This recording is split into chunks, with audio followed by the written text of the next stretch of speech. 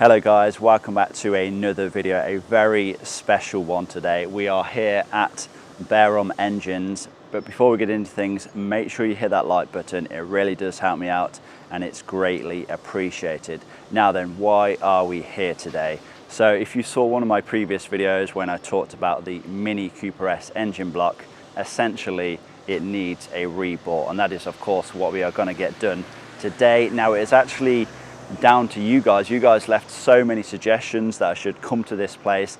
I'm actually a fan of Barum Engines. I've been watching Lee on YouTube for a good couple of months now, and it's good to finally meet him in person. But this video I'm going to try and go into as much depth as possible, follow along the step-by-step processes, you know, when it comes to getting an engine block rebored. I think it should be some good content for you guys. It should be very interesting, and it should be a first for myself as well. So I think we'll just get inside and let's get cracking. Yeah, I mean, and it's sort of free content as well because you're working on customer engines. You haven't got to like buy an engine to make a video on sort of thing. So it works out quite well. But anyway, guys, this is Lee. I'm sure you've seen him before on his own channel. And Lee, thanks for having me down today. No problem. It's pleasure to have you. Brilliant. Essentially, what are we going to be doing today then? So you bought us a little 1600 mini block. Yeah, that's right. We're going to be boring it out 1/2 mil. Yeah. So you supplied us a set of pistons here. Yeah. Standard bore side is 77 mil. Yeah. And we're going out to 77.5. So first thing we do, this is our boring bar here, which looks like a sort of 1920s sewing machine, but it is, trust me, it is quite accurate once you get to know it. So we're just going to be measuring the new pistons. I never assume that they all measure what they say they're going to or what they should measure, so that's the first thing I do, just to make sure that the running clearance is all going to be right. Then we'll get the block set up on there.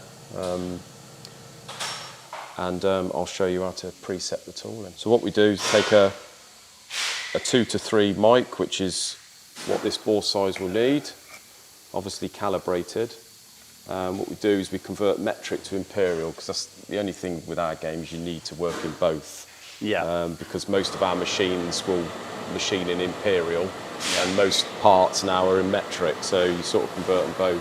So if we put in 77.5, divided by 25.4, that will give us the imperial size that they should be. So that is the bore size, and then the piston will measure less the running clearance.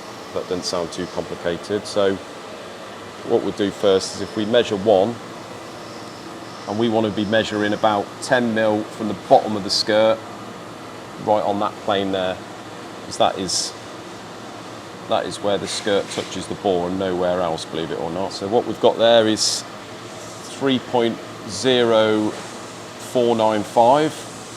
So if we go take 495 off that, we're looking at about 1.5 thou running clearance, which sounds about right for one of these.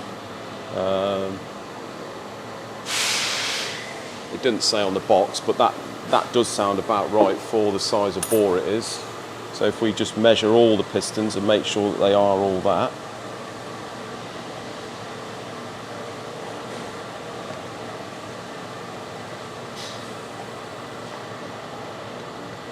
We have had pistons in the past where you'll get one that measures maybe slightly more or less than the others. Okay. Is that a big issue if that is the case? Well, the problem is if they don't, they have to be. Yeah, they all measure the same. Yeah, because if the piston is designed to run, say, 1.5 thou running clearance, and you get one that measures, you know, 1 thou or 1/2 thou over, then it's not going to be running right in the bore, and it's going to potentially seize up. So what we've had to do is obviously just tailor the bores to the pistons we've got. Ideally, you want 4 that measure the same, really. So but very rarely, depending where they're from. Mention no sort of manufacturers, but yeah, we have had that, and we've had to just sort of put an extra 1/2 thou, you know, on one of the bores. Okay. So they all measure all right. So yeah, we'll get the block set up and show you how to set the tool in. Okay.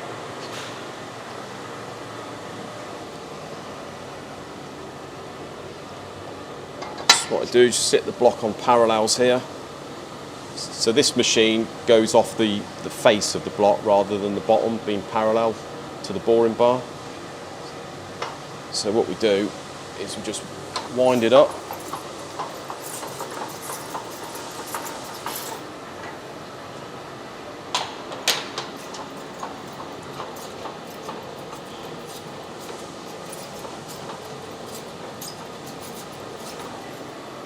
Once it goes tight both sides, that's enough. So then what we've got to do is centre the bore to the boring head.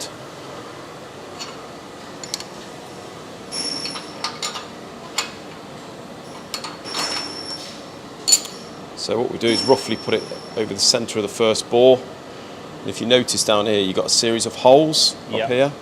We only use 3 of these holes, and what we do is we put what's called cat's paws in there. We've got a series of cat's paws here, and the idea of these, they come in various sizes to do, you know, they'll sort of vary depending on what the bore size is.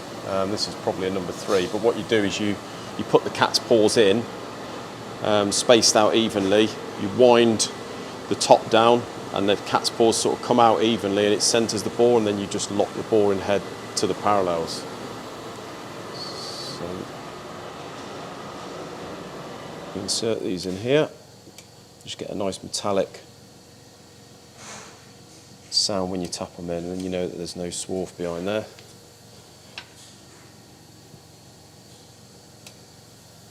Once they're in, we wind it down,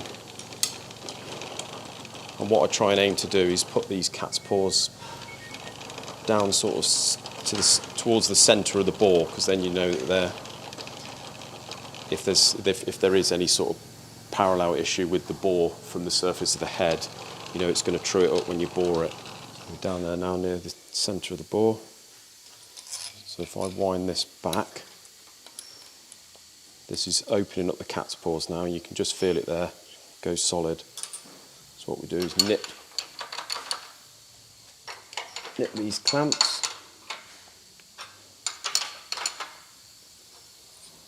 And that is clamped central now. Unlock those, engage the motor.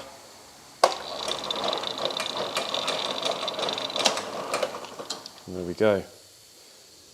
So remove those, and then we've got to set the preset tooling up. So what we've got here is a preset tool. You've got your cutter in one end, and you've got the stop on the other end, which is sort of spring loaded. What we do, so this is the bore size that we want to bore to. Now the way I've set this up is whatever we set it on, if we set it on exactly the figure, the bore, you know, the figure to bore, it will leave about 3 thou in to hone out, because you've got to finish the bore on the hone there to get the right finish. So we put it in, we put the tool in with the cutting tip up against this face. Make sure you get a nice metallic sound, and then we slacken this grub screw, and you'll see the back now is sort of spring loaded. That will come out with the tool. We set this up to the bore size, so you've got, that's 3 inches. You want to go 305. So each revolution of this is 0.25. Tell a lie, it's 0.5. So that's 3051. Now that, if I set it to that, that's going to leave 3 thou in there, which is a little bit too much to hone. I like to leave about 1.5 thou, 2 thou in there. So what I normally do is I set this 1 thou over. Shut that up, that's about 302 now. So that should leave a couple of thou in there. What we do then is insert this in here, making sure there's a metallic sound at the end where it's gone to the stop. Hold that in with our finger and just nip the clamp, and that's in there. So what we do now is we wind the tool down manually until it touches the bore, just moving the tool back and forth. And then what we do, once it's touching the bore, I feed it all the way around to make sure it's touching all the way around the bore, which it is. If it isn't, you know that something may not be right and it's slightly offset, so then you've got to make sure, you know, go through and check it all again. But I'm happy with that. So we wind it off, we engage the motor, put this into feed rather than return, and press the button.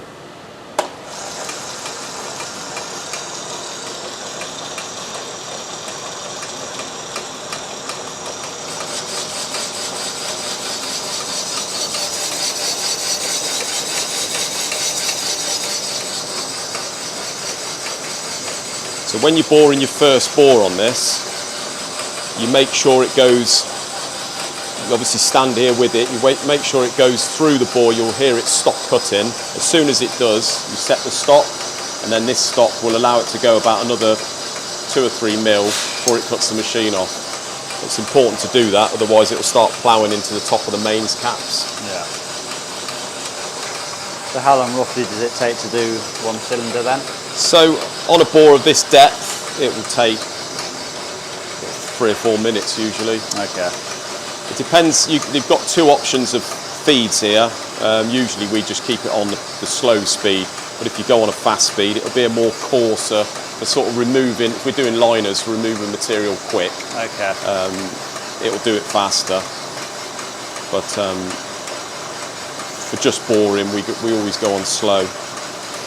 Obviously, I had a couple of options when it, you know, I could have either went for a rebore or a re-sleeve. Why would you say it's, you know, when would you say it's advisable to get it re-sleeved? If it's gone too far. If you can buy oversized pistons, a lot of modern engines now, especially on the alley blocks, you're lucky with these because they've got a cast iron sleeve. Yeah. But a lot of time they'll use either an Aliasil or a Nickersil bore, where they don't do oversized pistons, so you've had it. If it damages the Nickersil or the Aliasil, then that's when we'd put a liner in it. Okay. On the competition stuff, like on the Cosworths they'll do up to 1 mil plus pistons, but if we're going for a big horsepower, a lot of the time, even on a cast iron block, we'll put a ductile iron liner in there. Okay. A top hat liner, so it's a bit like steel. It's real hard wearing. Yeah. And then you don't get the wear. It's a lot stronger bore, because obviously if you're boosting the engine, you need the strength there. So yeah, that's another reason why we'll put a liner in there. A lot of when we do the competition stuff with the alley blocks, like the Honda Civics, they turbocharge them, or the Duratec's, things like that. Normally, if we're building an engine, we'll just put the ductile iron liners in there anyway, because that's the first thing that will strengthen the block right up. Yeah. For this type of block, where you've got an open, like half-open deck, so probably the top 3 inches of the bore is it's almost like a wet liner. Yeah. If you're running more power, these can distort. Okay. You'll get gasket issues and also clearance issues with the bore. So you can get liners like a Darton sleeve that will, you machine all that top out and the bottom, and the Darton sleeve will be like a ductile iron steel liner that comes right out and fills up the jacket. Okay. So it then becomes like a closed deck. Right. And that's another thing we'll do for strength. Okay. But with something like this, for just normal use, if they do an oversized piston, just bore it to the first oversized, or whatever it will clean at. Yeah, yeah. What's the most that you've ever bored a rebore? What's the most you've ever done? You can go up on some stuff. They'll go aftermarket. Very rarely do they go above.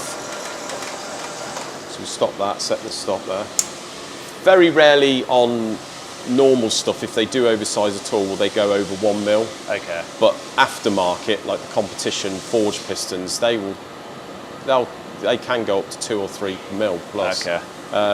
We've had cast iron blocks in before where people have gone big bore, like on some BMWs. I've seen your 2 litre BMW to 2.5 Yeah, well they've gone up like 5 mil there, which and it's obviously doesn't work.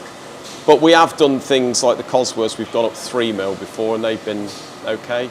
It all depends what power you want to run through it, really. Yeah, yeah. So what we do now, we set the stop, is if we pull this lever back here, what that does is that pulls the tool in out the way of the bore, so when you rapid it back up, you don't get a score at the side of the bore, which I've done many a times in the past.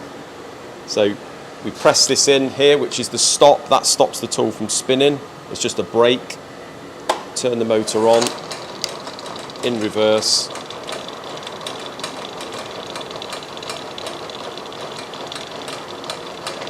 Just wait till the tool comes clear of the bore. Turn it off. And there we go. And that's one done. So that's now, one done now. Obviously minus the honing. Yeah. So the honing, I'll show you in a moment, but we use a fine stone in the honing, and that just gets you the correct clearance for the rings to run and bed in. Okay. This would be too coarse to run rings in. This. Yeah. Okay. So basically just the same process for the other. Same process, yeah. So we put the cat's paws in, go over a bore, and start the process again. So what we're going to do now is we're going to set the bore gauge to obviously the bore size it's got to be. So what we do our calculation again. 77.5 divided by 25.4, and that gives us the bore size. So 0.51. What I always do is I always finish hone it to 0 to plus half a thou. Yeah. You can't go wrong with that really. So we lock that on. We've got the bore gauge here. You've got a series of sort of rods depending what size you want to go to. This one's already got the one in that we want. So what we're aiming to do here is set this bore gauge on the 0 up there. See the micrometer, we're on the 0 there, and if you have a look at the small hand, it's in between the 3 and the 4. Yeah. So we know where we are. So that's what the bore size should be. So now we've set that up, we'll remove the block off the boring bar. Because all 4 cylinders are done now, aren't they? All 4 are done, yeah. And in theory there should be about 1.5 thou to 2 thou material in there. Something like that. You see there's about 2 thou in that one. So yeah, that's the bore size you go into. So when it goes over, that's still material in there. Same with that one. And that one, 2 to 2.5. And the same with that. So we'll get it up on the hone. Around the labyrinth of engines.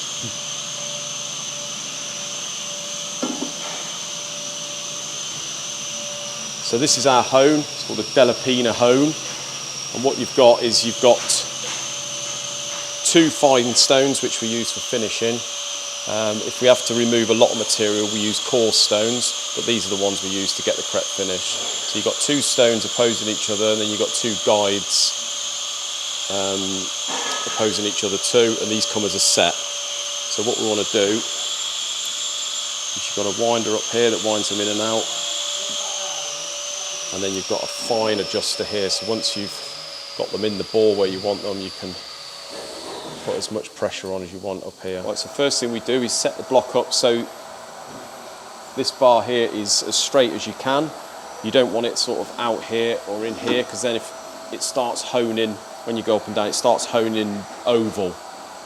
So you want that as sort of upright as possible. Then what we do is we wind this up, and that lets the stones drop down. This is just the stop, so you don't want to plough into the mains caps down the bottom of the block. See where it's just touching the mains? Yeah. What we do is we lift it off, probably 10 mil, and then just do this stop up, so you know now when you go down to the bottom of the stroke, it's not going to plough into the bottom. Right, so once we've done that, all we do is just clamp the block to the bed. We set up our oil pipe. We press this button here, and that sets the stones going. Just make sure it's not going to hit the bottom. Wait for the oil to come through before we put a decent cut on. And then all we do is we just wind the stones out until they go tight and just put a little bit of a cut on. This is more to do with feel, really. There's no set measurements with it.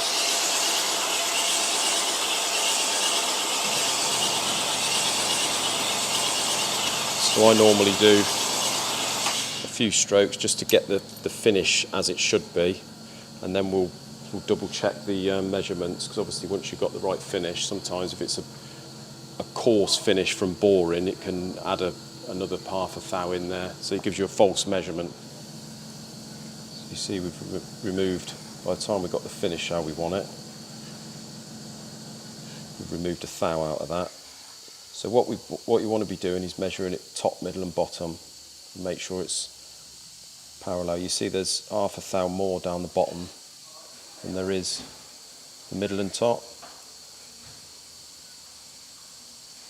So it sort of tapers, it tapers out down the bottom, so we want to be removing a little bit more at the top than we do the bottom. Okay.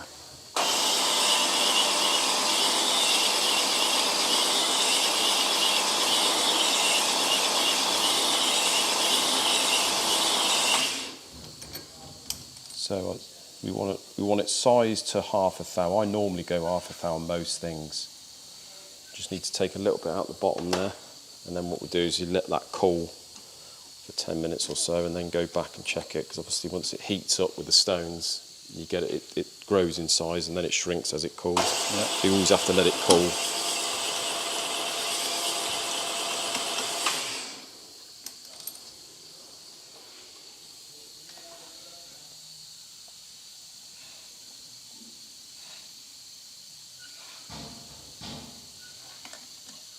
So we're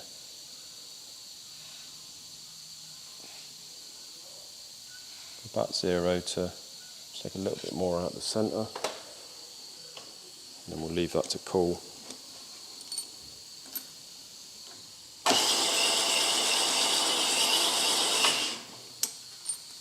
So that's pretty bang on there. We'll just leave that now to cool, and we'll do the other 3.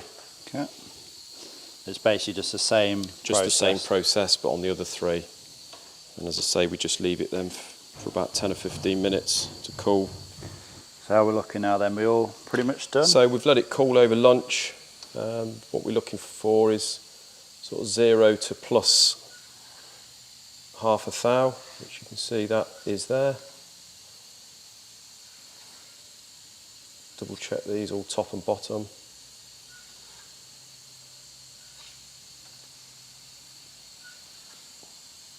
There we go, that's all good to wash now, and then we're done.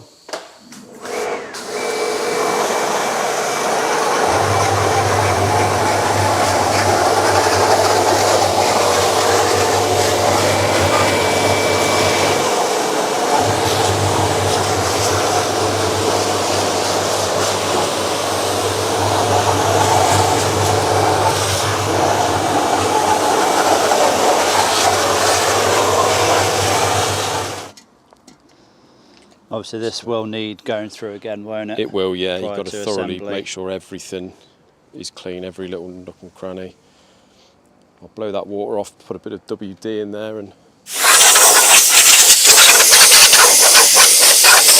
Okay then, so block is now ready. all done. Yeah. Yeah, can't wait to get back and start assembling the thing. It's been definitely a while waiting for it, but I just want to say a massive thanks. Thank you very much for coming. Yeah, it's been really good brilliant. to meet you. It's been good to actually go through the processes, firsthand. I've never even been in a workshop like this, so No, it's that's been good to see everything behind the scenes. And where can people find you if they want to? So obviously we've got a YouTube channel, we've got a website. We've got a website that's in progress of being built at the moment. But Yeah, but just type YouTube in is the YouTube's the main one, really. Yeah. Guys, if you haven't already subscribed, go check out Barum Engines on YouTube. There will be a link, of course, down in the description box. Go over there, send some love, and let them know that I sent you. But yeah, I just want to say a massive thanks again. Thank you very much, George. I'm sure we'll meet again sometime in the future. Yeah, hopefully. Brilliant. Cheers, guys. Take care. Cheers.